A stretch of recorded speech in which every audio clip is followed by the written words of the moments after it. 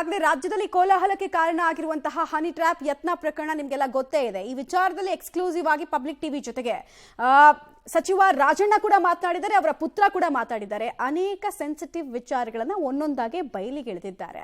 ಏನೇನು ಮಾತಾಡಿದ್ದಾರೆ ಅವರು, ಆಮೇಲೆ ಯಾವ ವಿಚಾರ ರಾಜಣ್ಣ ಮತ್ತು ಅವರ ಪುತ್ರನಿಗೆ ಅವರ ಭವಿಷ್ಯಕ್ಕೆ ಮುಳುವಾಯಿತು ಅನ್ನೋ ವಿಚಾರಕ್ಕೆ ಸಂಬಂಧಪಟ್ಟಂತೆ ಕೂಡ ಅಭಿಪ್ರಾಯವನ್ನು ವ್ಯಕ್ತಪಡಿಸಿದ್ದಾರೆ. ನೋಡ್ತಾ ಹೋಗೋಣ.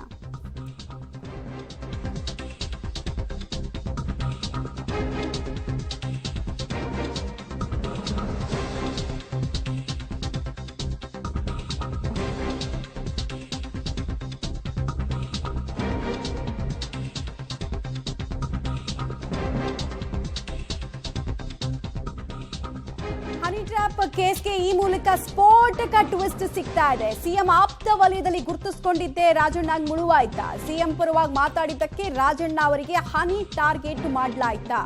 ಬೆಚ್ಚಿ ಬೀಳಿಸುವಂತಹ ಮಾಹಿತಿಯನ್ನ ರಾಜಣ್ಣ ಪುತ್ರ ರಾಜೇಂದ್ರ ರಾಜಣ್ಣ ಅವರು ತೆರೆದಿಡ್ತಾ ಇದ್ದಾರೆ.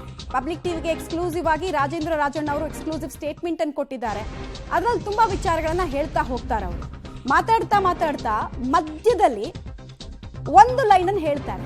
ಆ ಲೈನು ಇಡೀ ರಾಜ್ಯ ರಾಜಕಾರಣದಲ್ಲಿ ಮತ್ತಷ್ಟು ಸಂಚಲನಕ್ಕೂ ಕೂಡ ಕಾರಣ ಆಗ್ತಾ ಹೋಗುತ್ತೆ. ಅದೇನು ಅಂತ ಹೇಳಿದ್ರೆ, ಸಿಎಂ ಆಪ್ತ ವಲಯದಲ್ಲಿ ರಾಜಣ್ಣ ಅವರು ಗುರುತಿಸ್ಕೊಂಡಿದ್ದು ತುಂಬಾ ಓಕಲ, ಕೆಲ ವಿಚಾರಗಳಲ್ಲಿ ಖಂಡ ತುಂಡಾದಂತೆ ಮಾತಾಡ್ತಾ ಇದ್ದು, ಏಕ್ ಮಾರ್ ದೋತು ಕೂಡ ಅಂತೆಲ್ಲ ಮಾತಾಡ್ತಾ ಇದ್ರಲ್ಲ, ತುಂಬಾ ಅಗ್ರೆಸಿವ್ ಆಗಿ ಉಳಿದವರು ಕಂಪೇರ್ ಮಾಡಿದ್ರೆ ಮಾತಾಡ್ತಾ ಇದ್ರಲ್ಲ. ಸೊ ಆ ವಿಚಾರದಲ್ಲಿ ಮಾತನಾಡಿದ್ದಾರೆ.